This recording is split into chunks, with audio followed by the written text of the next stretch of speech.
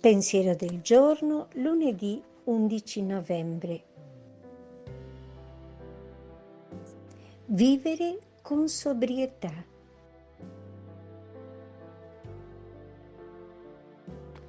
Non dico questo per bisogno, poiché ho imparato a bastare a me stesso in ogni occasione.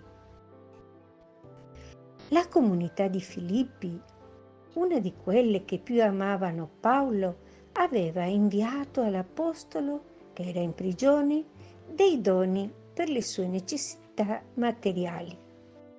Paolo era molto grato e pieno di gioia perché questo gesto era la prova che lo spirito del Vangelo era molto vivo nei Filippesi. Per mostrare fino a che punto la sua gioia fosse disinteressata, San Paolo insiste nel ricordare che aveva imparato ad accontentarsi di ciò che aveva. La ricchezza interiore che Cristo gli procurava era così grande da renderlo superiore a qualsiasi condizionamento materiale. Questa parola di vita è estremamente attuale. Di fronte al problema economico è facile cadere in due atteggiamenti estremi, diametralmente opposti allo spirito del Vangelo. Da un lato, nei momenti di difficoltà è facile lasciarsi trasportare dall'ansia del domani, dalla sfiducia. Dall'altro, quando le cose vanno bene, è facile lasciarsi trasportare dall'autosufficienza e dall'egoismo. Come possiamo mettere in pratica questa parola? Sapendo essere poveri e sapendo essere ricchi, come San Paolo.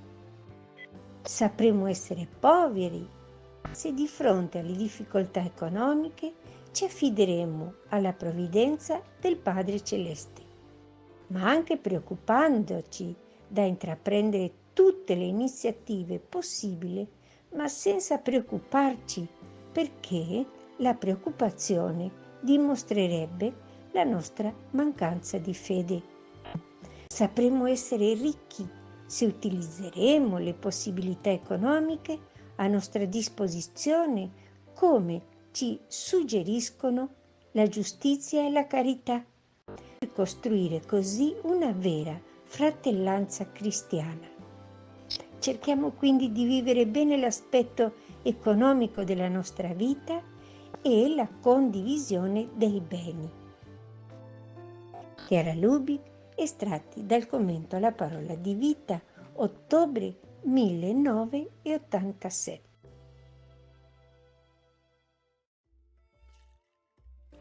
Parola di vita, novembre 2024.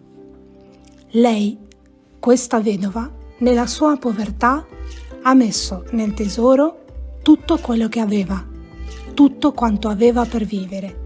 Dal Vangelo di Marco, capitolo 12, versetto 44.